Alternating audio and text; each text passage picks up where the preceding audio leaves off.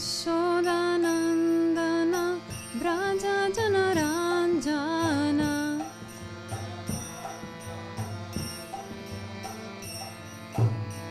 Yashodanandana Braja Janaranjana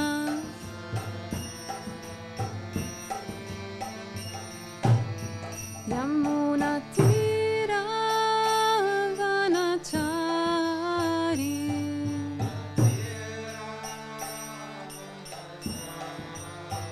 Yamuna Tira Vanachari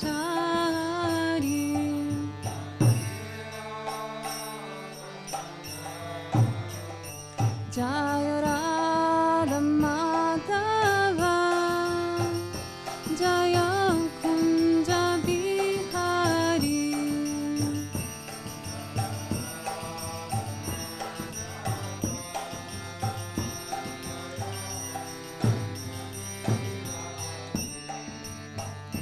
Jaya Gopijana Vallabha Jaya Girivaradhari Jaya Girivaradhari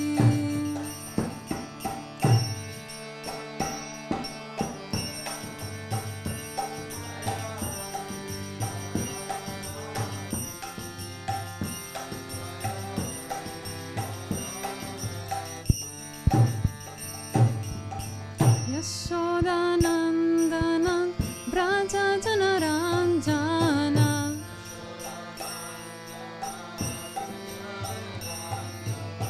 Yamuna Tira Vanachari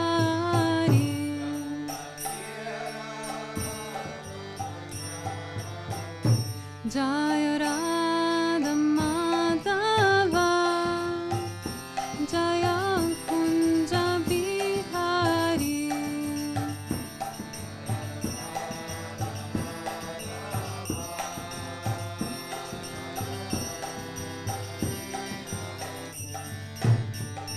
Hare Krishna Hare Krishna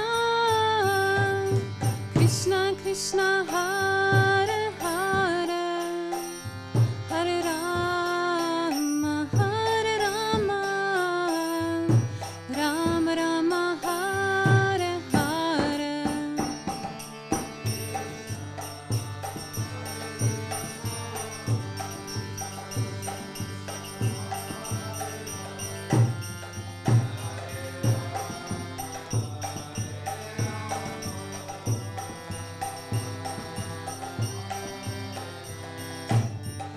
Hare Krishna Hare Krishna Krishna Krishna Hare Hare Hare Rama Hare Rama Rama Rama Hare Hare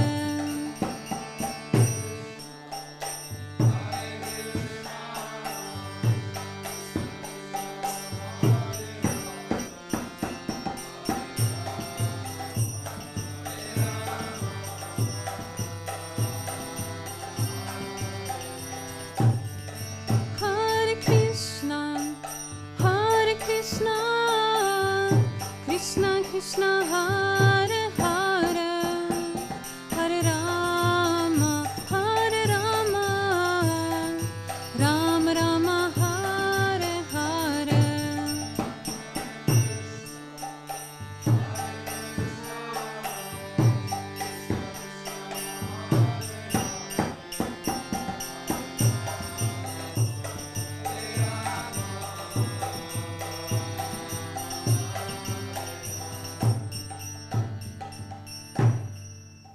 Shri Radha Madhava Ki Jai. Hare Krishna. How are you this morning? Good? I'm giving this lecture on a rather short notice, so thank you. So I kindly ask your blessing, especially the blessings of the senior Vaishnavas here, that I'll be able to say something meaningful and hopefully memorable. Om Namo Bhagavate Vasudevaya. Om Namo Bhagavate Vasudevaya. Om Namo Bhagavate Vasudevaya. So we're reading from third canto of Srimad Bhagavatam, chapter 28, and today's verse is number 35. Okay? Yeah.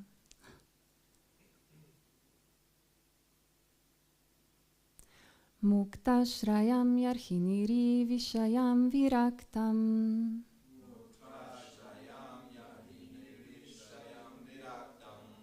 Nirvanam richati manasa hasayatarchi.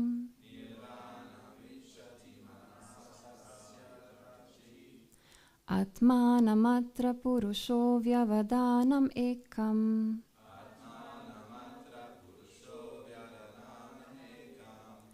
Nivikshate prati nivritta guna pravaha.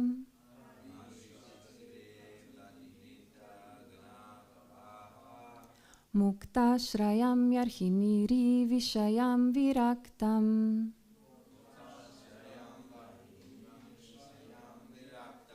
Nirvanam richati manasa hasayatarchi.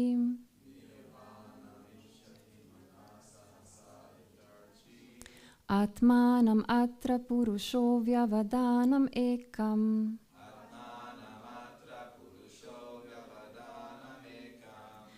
Anvikshate prati nivritta guna pravaha.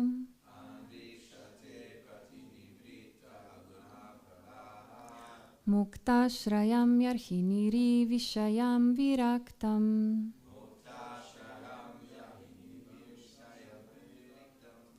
Nirvanam richati manasa hasayatarchi.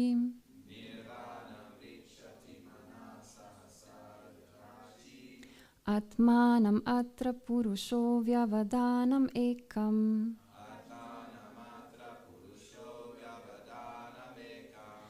Anvikshate prati nivritta guna pravaha.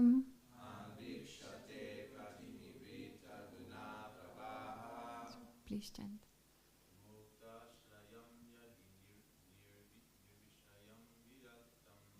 Muktashrayam yarhiniri vishayam viraktam.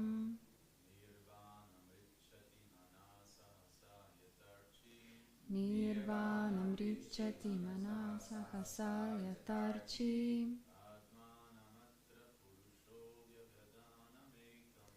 Atmanam atra purusho vyavadanam ekam. Anvikshate prati nivrita guna pravaha.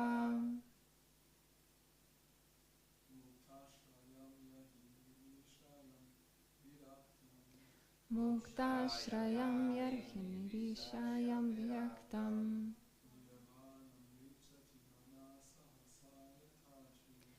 Nirvanam richati manasa hasayatarchi.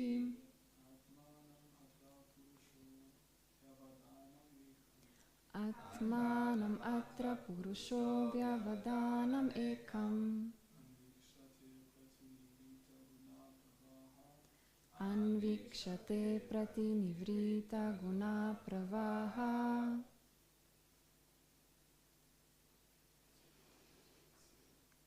Ladies.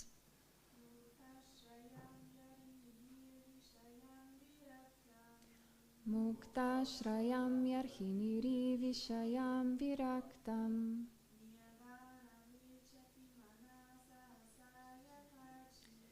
Nirvanam richati manasa hasayatarchi.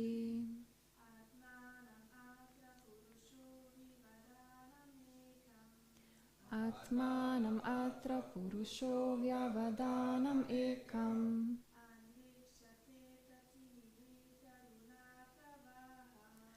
Anvikshate pratinivrita guna pravaham.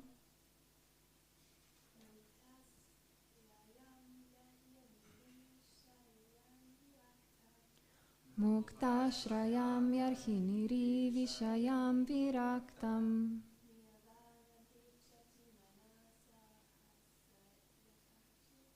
Nirvanam richati manasahasa yatarchi.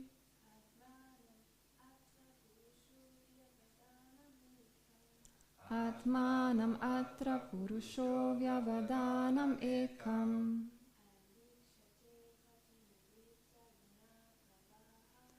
Anvikshate pratinivrita guna pravaha. So we go word by word. Mukta ashrayam, situated in liberation. Yarhim, at which time? Nirivishayam, detached from sense objects. Viraktam, indifferent. Nirvanam, extinction. Richati, obtains. Mana, the mind. Sahasa, immediately. Yata, like. Archi, the flame. Atmanam, the mind. Atra, at this time. Purusha, a person. Avyavadanam, without separation. Ekam, one. Anvikshate, experiences. Pratinivrita, freed. Guna pravaha, from the flow of material qualities. Translation and purport by His Divine Grace A.C. Bhaktivedanta Swami Srila Prabhupada. When the mind is thus completely freed from all material contamination and detached from material objectives, it is just like the flame of a lamp. At that time, the mind is actually dovetailed with that of the Supreme Lord and is experienced as one with Him because it is freed from the interactive flow of the material qualities. Purport. In the material world, the activities of the mind are acceptance and rejection. As long as the mind is in material consciousness, it must be forcibly trained to accept meditation on the Supreme Personality of Godhead. But when one is actually elevated to loving the Supreme Lord, the mind is automatically absorbed in thought of God, in thought of the Lord. In such a position, a yogi has no other thought than to serve the Lord. This dovetailing of the mind with the desires of the Supreme Personality of Godhead is called nirvana, or making the mind one with the Supreme Lord. The best example of nirvana is cited in Bhagavad Gita. In the beginning, the mind of Arjuna deviated from Krishna's. Krishna wanted Arjuna to fight, but Arjuna did not want to, so there was disagreement. But after hearing Bhagavad Gita from the Supreme Personality of Godhead, Arjuna dovetailed his mind with Krishna's desire. This is called oneness. This oneness, however, did not cause Arjuna and Krishna to lose their individualities. The Mayavadi philosophers cannot understand this. They think that oneness necessitates loss of individuality. Actually, however, we find in Bhagavad Gita that individuality is not lost. When the mind is completely purified in love of Godhead, the mind becomes the mind of the Supreme Personality of Godhead. The mind at that time does not act separately, nor does it act without inspiration to fulfill the desire of the Lord. The individual liberated soul has no other activity. Pratinivrita guna pravaha. In the conditioned state, the mind is always engaged in activity, impelled by the three modes of material nature. But in the transcendental stage, the material modes cannot disturb the mind of the devotee. The devotee has no other concern than to satisfy the desires of the Lord. That is the highest stage of perfection, called nirvana or nirvana mukti. At this stage, the mind becomes completely free from material desire. Yatarchi. Archi means flame. When a lamp is broken or the oil is finished, we see that the flame of the lamp goes out. But according to scientific understanding, the flame is not extinguished, it is conserved. This is conservation of energy. Similarly, when the mind stops functioning on the material platform, it is conserved in the activities of the Supreme Lord. The Mayavadi philosophers' conception of cessation of the functions of the mind is explained here. Cessation of the mental functions means cessation of activities conducted under the influence of the three modes of material nature.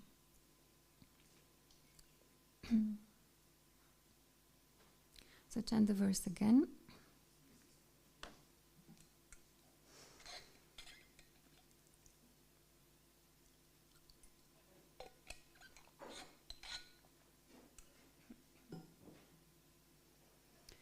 Muktashrayam yarhiniri vishayam viraktam nirvanam richati manasa hasayatarchi atmanam atra purusho vyavadanam ekam anvikshate pratinivrita guna pravaha.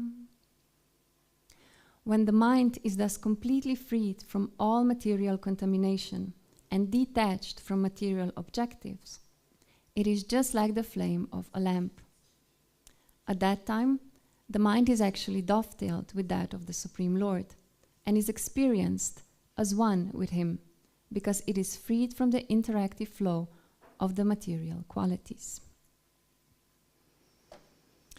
Om Jnana Timirandasya Gyananjana Shalakayam Chakshurun Militam Yena Tasmai Shri Gurave Namaha.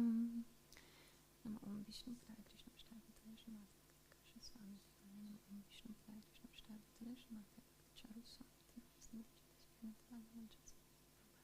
Swami Nama Om Vishnu Padaya Krishna Prasthaya Bhutale Srimate Bhaktivedanta Swami Iti Namine. Namaste Saraswati Deve Gauravani Pracharine Nirvishesha Shunyavadi Paschatya Deshatarine. Some years ago, I was just finishing my service at the temple in Ljubljana, and I went upstairs to the ashram just to pick my things and to drive home. And it was very late, it was like 10:30 in the evening. And I heard somebody crying in the ashram.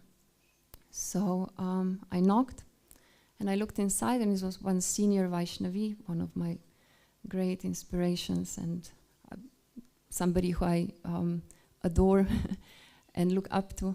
And I asked her, do you want me to stay and speak a little? She said, yes, come in. So she made me some tea, we sat down, and then she asked me this question. She said, what is your favorite quality of Krishna?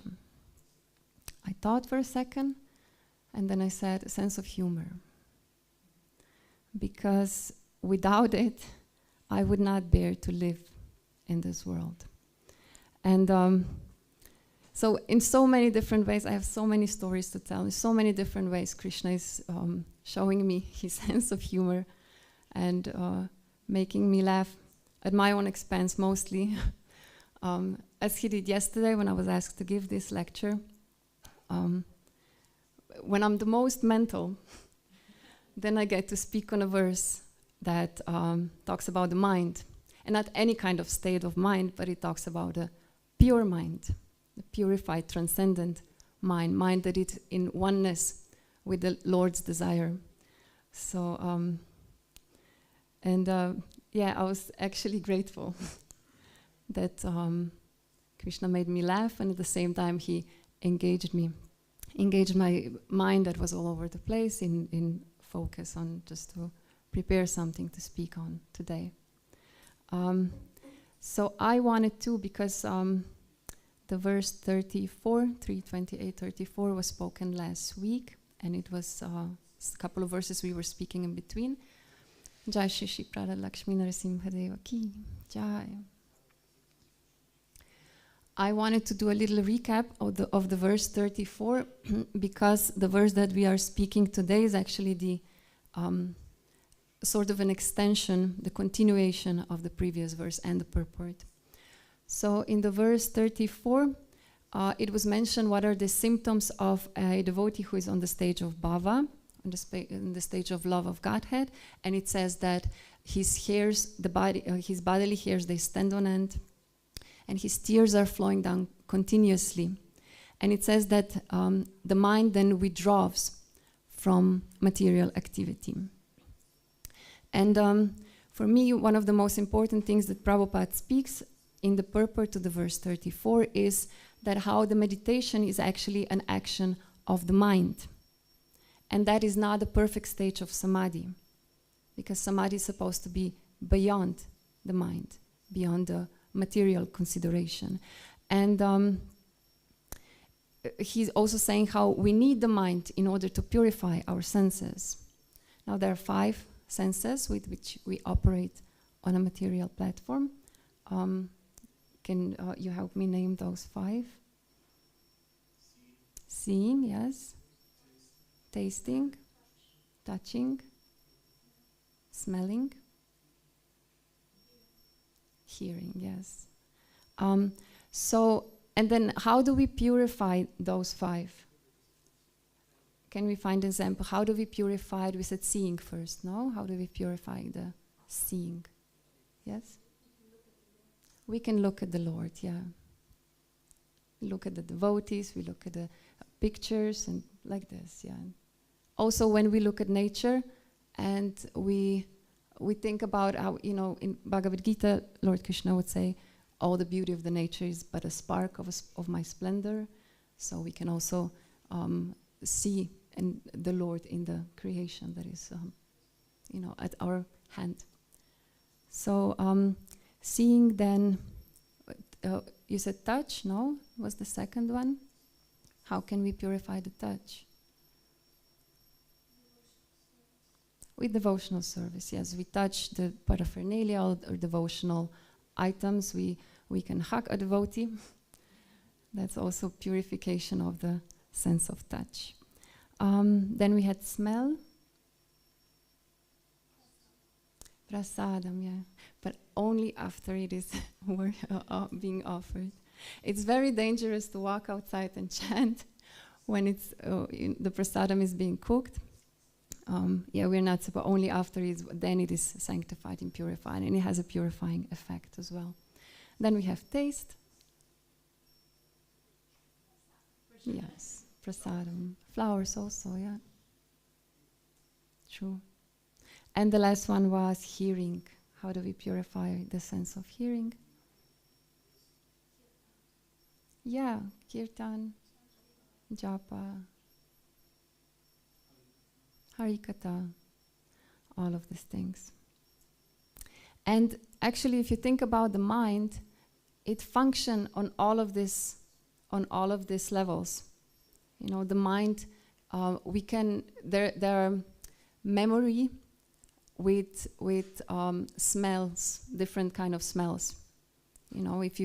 When you smell something, you can immediately remember a time when you smell the same thing. Or when you hear something, if you hear a music that you were hearing as a young child, it takes you back. Then you can, experience yourself as a young child listening to that music and reliving the same emotions. So the mind actually works on all of these 5 platforms. So there's another thing that Prabhupada was mentioning in the purport to the verse 34 that I find worth repeating, is that there are 2 types of yoga, one being nirbija yoga and one being sabija yoga. And he's saying nirbija yoga, that is lifeless yoga. And that is yoga where our senses, where our mind is not automatically engaged. in this purport to the verse that we're reading today, Prabhupada is saying that that the mind must be forcibly trained to accept the meditation on the Supreme Lord. So Nirbija Yoga, lifeless yoga, actually means the stage when we are making an endeavor, when we are surrounding ourselves with devotional items. It does not come automatically, but and it requires a lot of endeavor from our part. And there is Sabija Yoga, which is living yoga, and that's the yoga on which we want to operate, and we will, by this process that was given to us one day, or one lifetime. And this is the yoga when the meditation on the Lord is not only automatic, it is undisturbed, it is continuous, and it is full with transcendental emotion. And then Prabhupada is quoting a verse from Brahma Samhita, verse 538, which goes, Pramanjana Churita Bhakti Vilochanena, and which describes this stage of bhava. There are 9 stages of devotional service. Maybe we can mention those 9 stages, and then we see what does it actually mean, where this stage of bhava actually is situated. So first, when we approach the Lord and devotees, what do we need to have? What is the first stage? Shraddha, yes. We have to have a little bit of faith, and this faith will make us re-examine our material situation and will make us want to inquire into what is it beyond, if there's something beyond, or what is beyond. No, this is Shraddha. And then the second one, from Shraddha we go to Sadhusanga. We start associating with devotees. We seek association of devotees that are more advanced than us, because that gives us another push to go even further to the stage where it's called Bhajana Kriya. Yeah. So this is the stage when we actually take initiation from the spiritual master. This is the stage when we start, under the guidelines of the spiritual master, we start to practice devotional service. And after Bhajana Kriya comes Anartha-nivritti, yes, the stage when our impurities are being purified. They come out from the unconscious collection, and they're being purified. I remember there were one time when Kadamba Kanan Maharaj was here, and one of the brahmacharis who was traveling with him, Valmiki Prabhu, he gave a lecture. And at the end of this lecture, Harinama Chintamani, she asked a question. And she said, when I first started, 18 years ago, I first started practicing, I felt like I'm, a decent person, I'm a good person. And now, after 18 years of practice, I don't see myself as a good person anymore. And and this is what Anartha-nivritti does to us. I had the same experience. That's why I remember this, what was said. And then Prabhu answered to her, yes, that's progress. So as much as it's difficult to see ourselves as the villains in somebody else's, especially in some other devotees' stories, lives, then it's just the reality to be accepted. And we get purified through it. The best actually, pain is the best purifier. Yeah. We can pray to to the Lord to permit us to learn through joy, and we will experience a lot of joy in our process. But also, pain must be there. This is the reality of this material world. And how it functions. We'll speak about this a little later as well.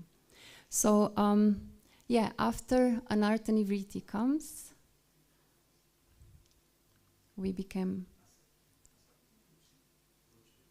Ruchi. Yeah, we get the taste for hearing and chanting, for all of the devotional activities. And then after Ruchi, we left one. I think before Ruchi, then is Nishta. So before Ruchi, no? before we get the real taste, we get steadiness. So we do some service, we get steady in the service, and we are situated. Like it is said, how when you're a beginner, then it's easily to divert you from the path.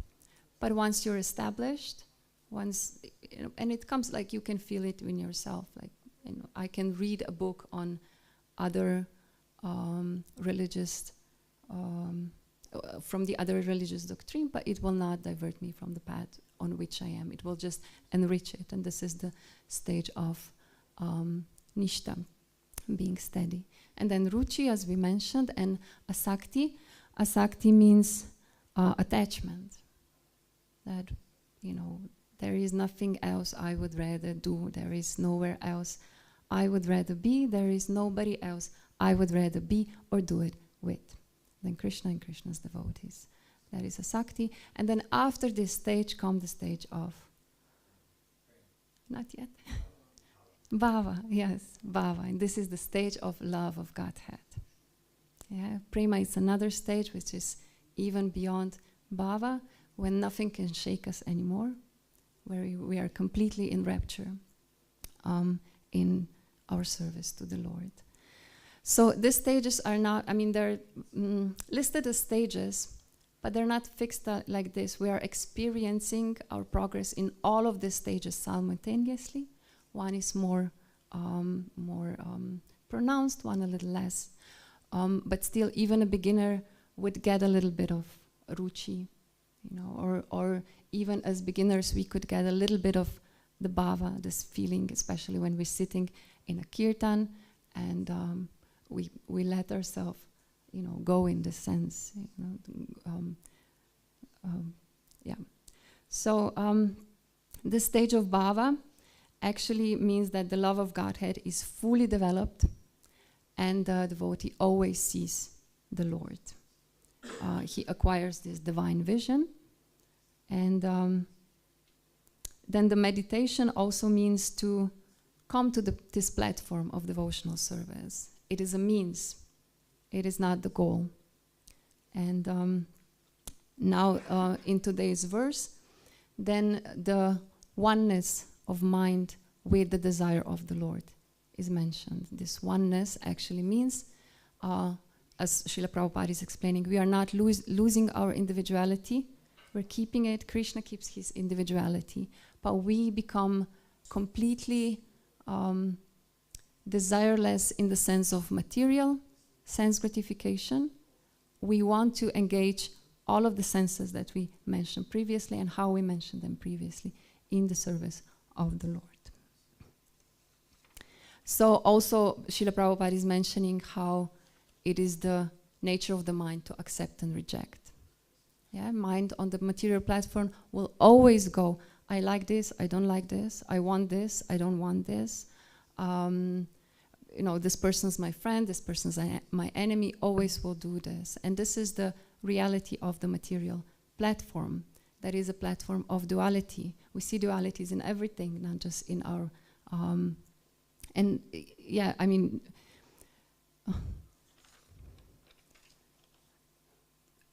Actually, the dualities, we see them everywhere, not just on the mental platform, but also on the outside. We see that there's a light and there's a darkness and like this. And this is the material platform. And this platform is to be transcended in order to understand actually what Krishna wants us to do and to dovetail our desires with his. And Prabhupada is also saying that once you love the Lord, the mind will automatically be absorbed in him.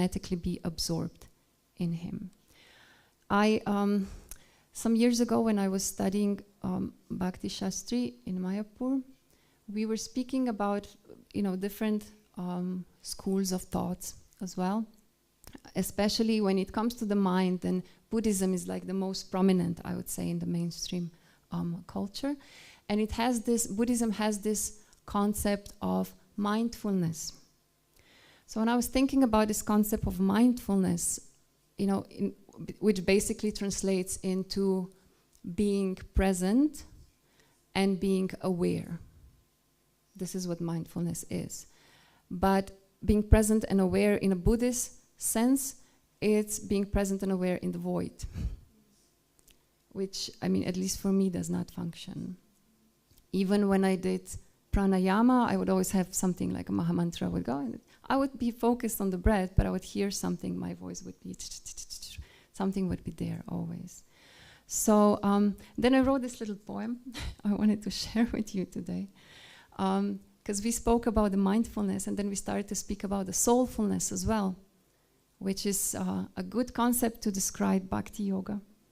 So this short poem goes like that: the mindfulness in bhakti yoga, the mindfulness is when the mind is full with thoughts of God. And the soulfulness is when the soul is full with love of God. Now one needs to hear of Him in order to love Him, but only when one loves Him, the one can hear. So Srila Prabhupada is speaking about nirvana in this purport to the verse we are reading today, and he's saying that this is this is actually what it means, becoming one with the Supreme Lord. And he gives this example of Arjuna in Bhagavad Gita, who in the beginning he disagreed. Krishna said, fight. He said, no, no, thank you. But then as the Bhagavad Gita progressed, and as Krishna was answering Arjuna's questions, then Arjuna became, gradually started dovetailing his mind, and at the end he fought, and he fought in full Krishna consciousness. Actually, this is to be free from any material desire. His only desire was to please Krishna. And there is this verse that describes this uttermost, the first class devotional service, and the verse goes, Anya bilashita shunyam jnana karmani anavritam anukulena krishnano shilanam bhaktir uttama. So what is bhaktir uttama? What is the supremmost bhakti? It is devoid of material desire, of the knowledge that is obtained by monistic philosophy, and of fruitive action. And it's constantly on this stage one constantly serves Krishna favorably as Krishna desires.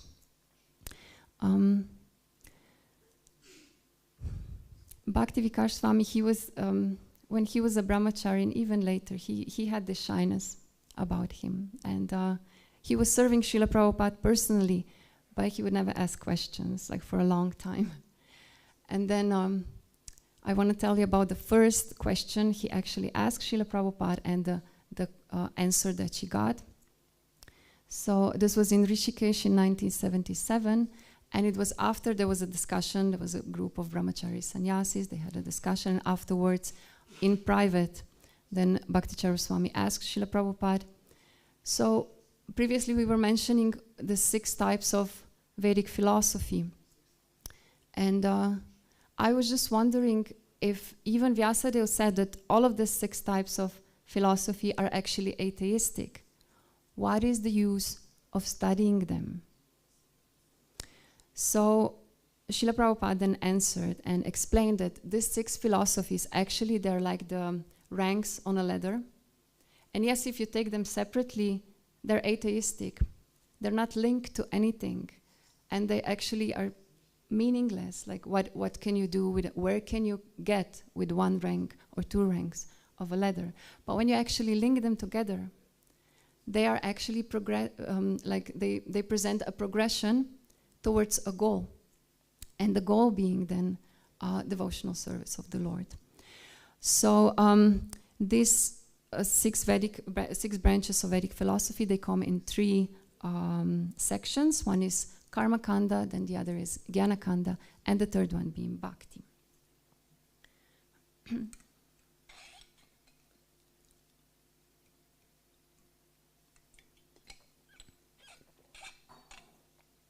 So there's Karma Mimamsa. That is the branch of philosophy that deals with Karma Kanda section of our scriptures. And this is the philosophy that when you still have material desires, it teaches you how to behave, how to act in order to purify those desires, to get to purify them and to get a good result, and what to avoid, which actions to avoid suffering. And gradually, when you perform these pious acts, it will elevate you to the heavenly planets and gradually to the utmost heavenly planet, which is Satya Loka, where Lord Brahma resides. Now, but the thing is, you're still remaining on the material platform. Even Satya Loka is the utmost heavenly planet, but is within this material world, which means it is within the world of dualities. And then Prabhupada was saying that even there you cannot avoid suffering. Because on the material platform, you cannot have joy without the suffering. You cannot have one without the other. And he's saying it will come on its own. And so then when you reach this point, then you start questioning, why am I suffering? What can I do about it? Is there something more than just this, constant acceptance and rejection? And then you come to the Jnana Kanda part of our scriptures, and then which starts with Nyaya, which is called logic. And with logic, you come to the conclusion that this material world is a place of suffering, because suffering here is inevitable. And that our material bodies, they are perfect instruments of receiving pain. Now, once you've mastered that, you go to another a branch of Vedic philosophy. It takes you to Vaisheshika philosophy, which is the atomic theory. You start wondering, okay, but what are all of these shapes and forms and everything that I'm seeing here around, what are they in actuality? And you come to the conclusion that everything is actually made of the small little particles that are called atoms. And you come to the conclusion, okay, so this is not real then, all of these shapes and forms that I'm seeing. It is an illusion. And after you master that, then you come to the Sankhya branch of philosophy, which we are studying now. And with the Sankhya philosophy, you examine this material world, what is it made of? And you come to these 20 material elements. And after you analyze that, you have plus 3 more, which are subtle material elements, the mind, the false ego, and the intelligence, and plus Mahatattva, which is like a primeval soup, where all of this material, 23 materials are resting, and from which all the creation then bursts out. And after you've acknowledged these 24 material elements, then you see that they are actually objects. And there actually exists a subject who is perceiving them, and the subject is not of the same substance as those elements. And here is how actually Sankhya philosophy takes you out of, takes you above the material platform. It takes you to the spiritual realm, because it recognizes the self. I'm the one observing all of this reality. And when you recognize the I who is observing this reality, this I has actually an origin being the supreme I, the supreme self, the Paramatma, the supreme soul. And when you recognize that, then you're on platform of yoga. And you go through the 8 stages Ashtanga yoga system of how to now link with the supreme self, how to now connect or reconnect ourselves to the supreme Lord. And then the final stage of Ashtanga yoga is Samadhi, yes. And this is the stage that we spoke today, that we are speaking today. This is the stage that is beyond, Srila Prabhupada is saying, beyond any material consideration. So then, after you're done with this, then the final rank on the ladder to the Lord is Vedanta, or the final conclusions, and which is actually bhakti itself. So,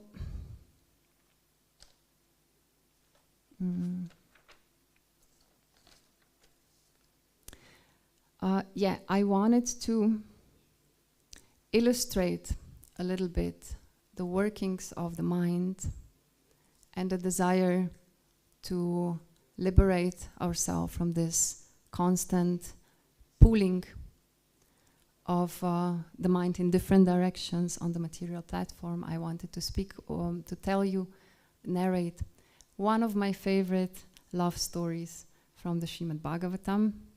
It's not it's not my first choice, but it's definitely one of my favorites. It's from the 4th canto of the Srimad Bhagavatam, and it is the story of a daughter of one of the Prajapatis, one of the descendants of Kardama Muni Swayambhava Manu, called Daksha.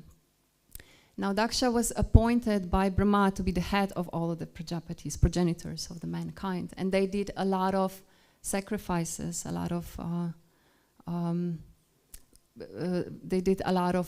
offerings to the Lord, a lot of sacrifices. And on one of the sacrifices, his daughter, Sati was the youngest daughter of Daksha, and she chose herself to marry Lord Shiva.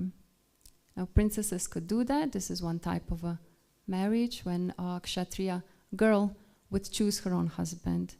Is the same example with Devahuti, who chose to marry a sage. Now in this case, Sati, she chose to marry a Lord Shiva. So Daksha was not really pleased with her choice. He was not really happy that she married him. He said, you know, he's not properly dressed, he's not presentable, he has no manners, he didn't even make a place of residence for her. My daughter, she's a princess, she should be treated as one, and he's not doing this. So he wasn't really pleased. So there was this one sacrificed, and all the demigods were invited, and all the Prajapatis were invited, and of course Lord Shiva also sat there at the sacrificial arena. And when Daksha came in, because he was the head of the Prajapatis, everybody stood up to greet him, except for Lord Shiva. He remained seated. He was so absorbed in the meditation on the Supreme Lord that he didn't even notice Daksha coming in. And Daksha got extremely, extremely offended. And in front of everybody he spoke, "Who do you think you are? You married my daughter. That makes you my inferior. You should not only stand up, you should bow down. And look at yourself. You walk around naked like a madman. You're covered with ashes. You hang out in crematoriums and burning grounds, and you wear garlands of skulls. Like, just look at yourself." And then he cursed him. He even went this far. He cursed him. He said, "I curse you that you'll never get a share in any of the sacrifices." And, you know, this curse was actually a blessing to Lord Shiva. But Sati was not so pleased. You know, after this, actually, when Daksha cursed Lord Shiva didn't take offense, really. But his devotees, they did. And Nandeshwari, he got up and he said, "Oh, you dare to offend my Lord? I offend you, that someday you'll get a head of a goat." No? And he cursed all of the brahmanas sitting there. He said, "You brahmanas, you fall from your spiritual positions. You go begging door to door for sense gratification." And when he did this, then Bhrigu Muni got up and he contra-cursed. And this was going on. And Lord Shiva, he got up and went home.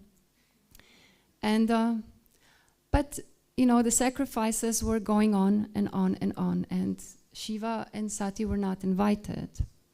And then this one day there was this really big sacrifice going on, and all of the demigods were in their vimanas, and their wives beautifully decorated. They're flying to the sacrificial arena, and Sati, she felt this, you know, urge, and she said to her husband, "My lord, I really want to go. I want to go to my father's house, and I want to dress up nicely, and I want to go. I want to see all the relatives, and I just want to be a part of the ceremonies." And Shiva, he warned her. He said, "But we were not invited." And she was like, "So what? You can go to a father's house uninvited. That's okay." But then Lord Shiva said, "Yeah, you can go, but the person you're visiting, you can go to I think to a friend's house, your husband, your spiritual master, and your father's house, you can go uninvited. But Lord Shiva is saying, but the person that accepts you at their home, they must not raise their eyebrows at you. They must not get angry, because otherwise, it's inauspicious. And he said, what are you to do with all of the education and beauty and wealth? If they're not the means to attain the Lord, if they make one proud, and why would you, you're a reasonable girl, why would you want to be a part of this? And she stood there for a while thinking. She was torn apart. I really want to go to my father's house, but my husband, he advised me not to, so what do I do, what do I do, what do I do? And then she got angry and she looked at Shiva like with fierce eyes and she says, I'm going. And Shiva's disciples, followers, they wouldn't let her go on her own. So they seated her on Nandi, the bull, and they made like a palanquin around her. And they were accompanying her with music and everything. So she had like a nice procession towards the house of her father. And when she got there, her father wouldn't even look at her. And there was her mother and her sisters. They were happy to see her. They accepted her, wanted to embrace her with tears in her eyes. But she looked at her father. Her father wouldn't even look at her. And they offered her a nice seat. You can sit here and participate in the sacrifice. But the father wouldn't even look at her. And then she got angry. And she chastised her father. She said, who do you think you are? You're so blinded by the material opulences that you cannot even recognize the Lord. You cannot even pay proper respects to the Lord. You have no idea who I've married. And then she said, the person who makes such a great offense at the feet of the Lord, when something like this happens, one should either go away immediately, cover his ears, or kill that person. And she said, I would like to kill you, but I can't because you're my father. And if I do so, then maybe my Lord, my husband, would be blamed for it. So I don't want to do that. But instead, I'm going to kill myself. I'm going to ruin this body that came from you. And she sat down in the middle of the sacrificial arena and she started meditating on her Lord. And her kundalini started rising.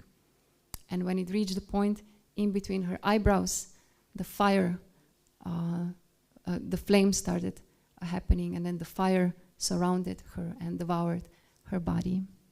So she gave out that body in which she actually was incapable to serve her Lord with purity, in oneness. And afterwards, she got a body of Parvati. She was born in the Himalayas as a daughter of the Himalayas, named Parvati. And in that body, she actually was able to serve the Lord in oneness. So, here I'm gonna end. If there's any further consideration or something to add or something to share, please do. Yes.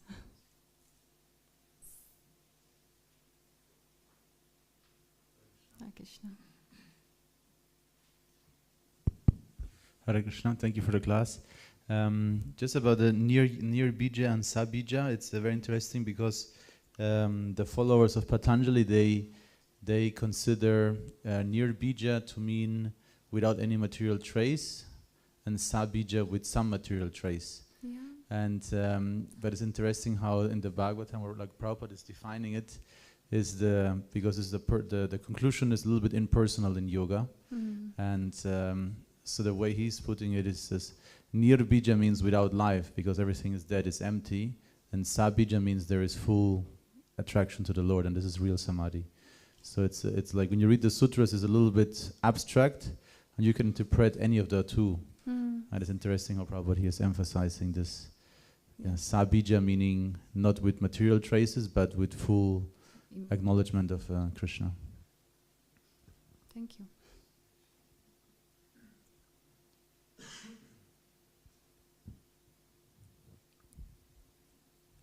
Somebody want to share what is your favorite quality of Krishna without which you wouldn't bear to live in this world? Somebody thought about it? Yes, please.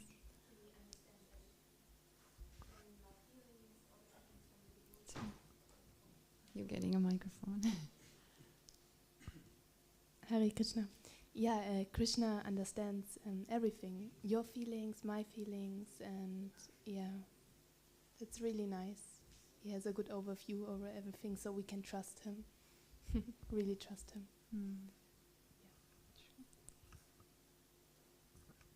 I think kindness is sort of this element also. It's on, sorry. So this element where sometimes we're also not so kind to ourselves, so we may push ourselves, but Krishna is kind. He gives us away. I mean, here particularly we see Lord Nrsingadev displaying this element of just he keeps going even when we don't want to keep going, and this is really for me kindness. Hare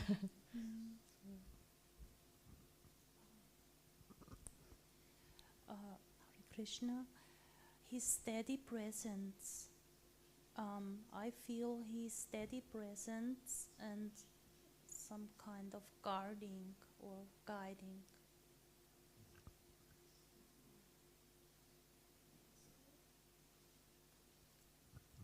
And Krishna stands for like justice. So also when you don't see, you know, there's always like his laws ruling and not the ones we are setting up.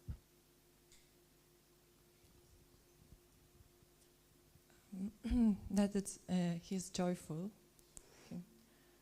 And I also have a question regarding what is the difference, like you mentioned that there is Ashtanga yoga and after that it's like bhakti.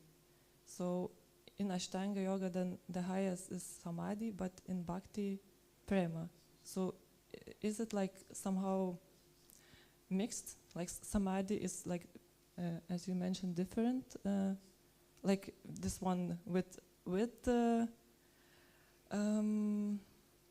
liveness and without liveness. So is it like then prema, or is like something else? Like how samadhi is related with prema?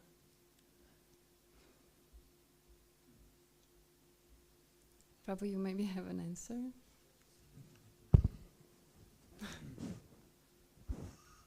Yeah, basically it's like because samadhi means complete absorption, and in the Patanjali yoga the idea is more or less that when you're completely absorbed in reality, there's nothing else that distracts you.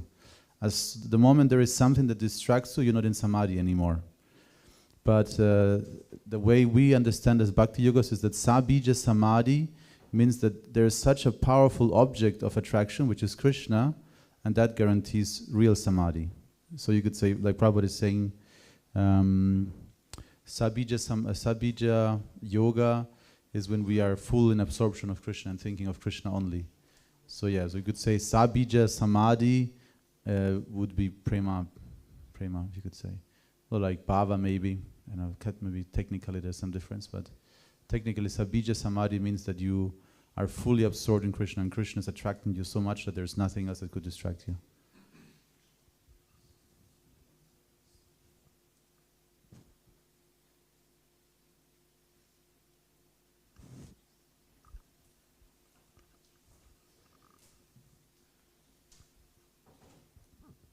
Sorry. Thank you very much for the class. There's a very nice point about the mind and in relationship to the senses and bringing it back to the Lord through the senses.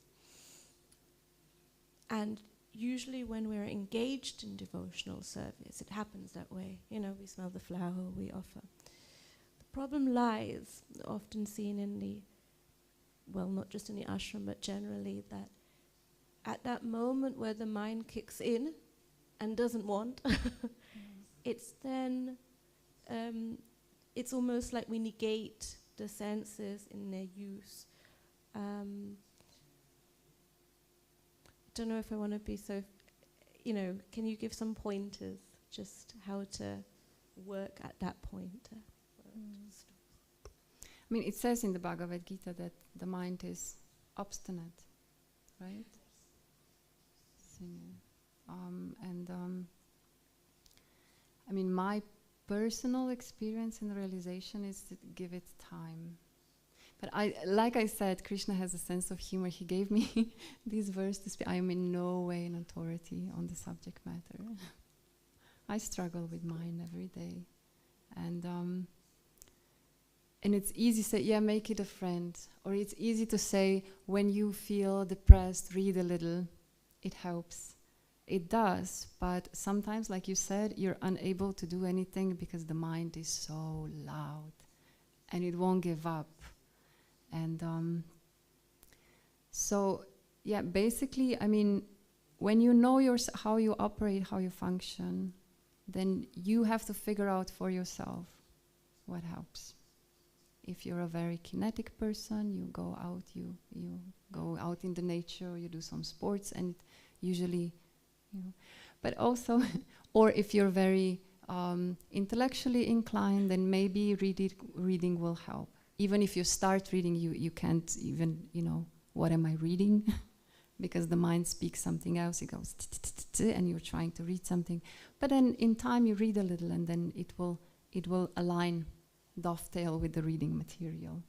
And sometimes, you know, you feel better in the morning. Right? You know, you go to sleep and then in the morning, yeah. I'm funny. I feel that the mind kicks off in after, especially when I was in management here. It kicks off in the morning, you know, with a million things that you have to do to solve the problems of the day. And I think sadhana, it helped. There was one temple president here who, as soon as the japa began, he'd come. Okay, go Bhagita. You have to do this, and this. And it went on for some months. And then I got the courage to say, please, could you just tell me after I've chanted my rounds, not before, because you could see that the mind was very distracted. So yeah, like, but see, you realize what you needed. You needed to hear this after. Somebody might needed to hear it first, write it down, and then, you know, forget about it, right? So that after they just see, okay, this, you know? Yeah. I think it depends from the person to person, but time is definitely the one who will disperse. I mean, what I learned from Buddhist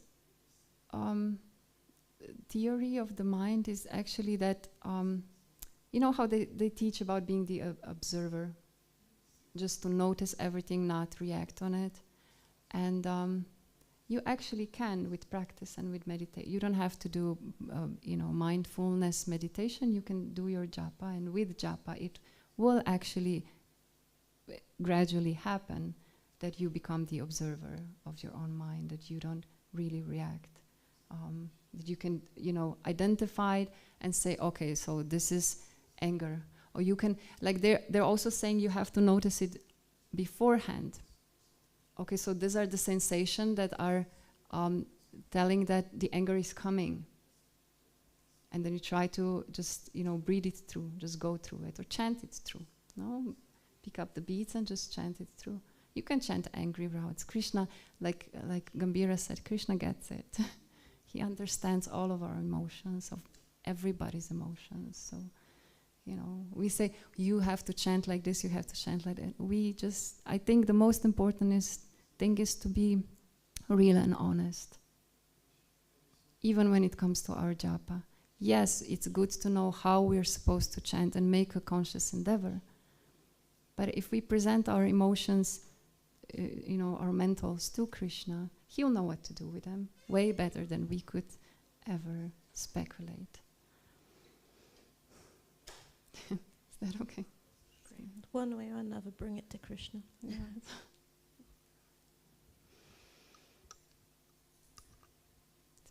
Okay, thank you so much for being here today.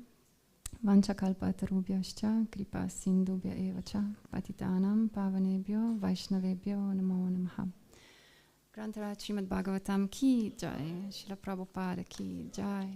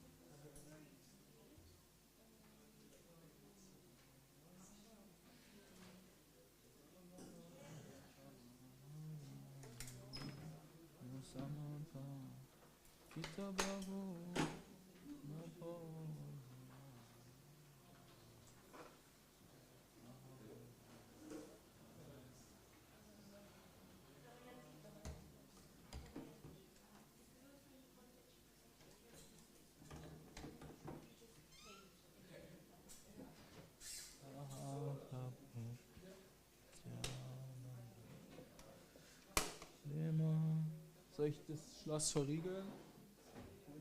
Soll ich das Schloss verdrehen? Hier dieses Zahlenriemen. Nee, lass so. Was ist das denn? Um Gottes Willen. Kennst du den Code nicht? Das ist 0, aber egal. Das ist noch nicht eingestellt. Das ist alles 0, aber. Keiner glaubt.